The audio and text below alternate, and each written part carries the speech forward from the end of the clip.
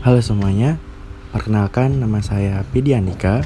Saya dari Universitas Negeri Malang yang saat ini menjalani program pertukaran mahasiswa merdeka di Universitas Samudra. Saya berasal dari Prodi Kimia, Fakultas Matematika dan Ilmu Pengetahuan Alam. Tugas ini untuk mata kuliah instrumentasi kimia dan oleh dosen pengampu Ibu Rahmatul Fajri, SPD, MSI. Baik, selanjutnya merupakan pembahasan dari tujuan pembelajaran dari materi uji kinerja instrumen AAS terhadap logam Fe dan Zn. Yaitu yang pertama, untuk mengetahui linearitas dari suatu logam tersebut, kemudian untuk mengetahui kestabilan presisi dari suatu logam tersebut, kemudian untuk mengetahui limit deteksi dari suatu logam tersebut, kemudian untuk mengetahui jumlah water one dari suatu logam sampel, dan untuk mengetahui akurasi dari suatu logam tersebut. Kemudian selanjutnya yaitu pokok pembahasan dari materi kali ini, yaitu mengenai preparasi, linearitas, presisi, dan akurasi. Baik, langkah yang pertama yang kita akan lakukan adalah menyalakan main valve tabung gas yang akan digunakan pada metode flame, udara atau kompresor dan gas asetilin pada analisa flame asetilin. Kemudian yang selanjutnya adalah menyalakan power PS dengan menekan tombol on pada instrumen tersebut. Kemudian selanjutnya yaitu siapkan kebutuhan analisa atau sampel, yaitu meliputi dari larutan baku, lampu katode, dan aqua bides dan sebagainya. Kemudian yang selanjutnya adalah menyalakan monitor dan CPU komputer, dan yang terakhir adalah menyalakan instrumen AAS sesuai metode yang digunakan. Dan saat ini kita menggunakan metode flame dan AAS siap untuk digunakan.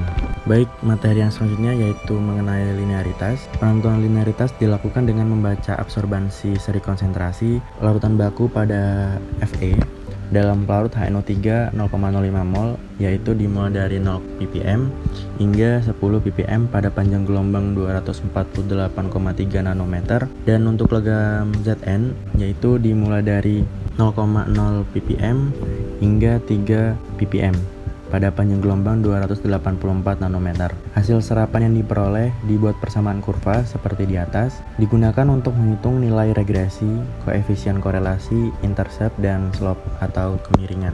Dan bisa dilihat juga gambar di atas untuk hasil dari linearitas pada logam Fe didapatkan sebesar 1, dan untuk logam Zn didapatkan sebesar 0,99, dan hasil ini masih berada di linear. Baik, yang selanjutnya adalah presisi. Larutan standar 2,5 ppm pada logam Fe dan 0,25 ppm logam Zn diukur sebanyak 10 kali, dan hasil serapan tersebut dapat digunakan untuk menghitung serapan rata-rata, kemudian relative standard deviation atau RSD, dan standard deviation atau SD. Bisa dilihat tabel di atas. Untuk logam Fe setelah dihitung sebanyak 10 kali diperoleh harga persen RSD atau koefisien variasi CV yaitu sebanyak 0,56081%. Kemudian selanjutnya untuk logam Zn setelah dihitung sebanyak 10 kali didapatkan harga persen RSD atau koefisien variasi CV sebanyak 0,72%, dan perbandingan antara logam Fe dan Zn ini cukup baik dan keterulangan analisa cukup stabil dengan hasil presisi sebanyak 1,333%. Materi selanjutnya yaitu akurasi. Melakukan pengukuran contoh uji Fe standard solution dari 2 ppm dan Zn standard solution dari 0,5 ppm masing-masing dilakukan sebanyak 3 kali, dan hasil dari serapan tersebut digunakan untuk menghitung nilai perolehan kembali atau recovery. Bisa dilihat dari tabel di atas menunjukkan bahwa perhitungan akhir dari akurasi standar logam Fe dan Zn didapatkan yaitu Fe sebesar 2,5 sedangkan akurasi dari Zn sebesar 0,84. Untuk akurasi persen simpangan hasil pengukuran tersebut masih kurang lebih sebanyak 5% dan masih tergolong cukup baik. Baik, itu saja yang dapat saya sampaikan, kurang lebihnya saya mohon maaf. Sekian dari saya, terima kasih.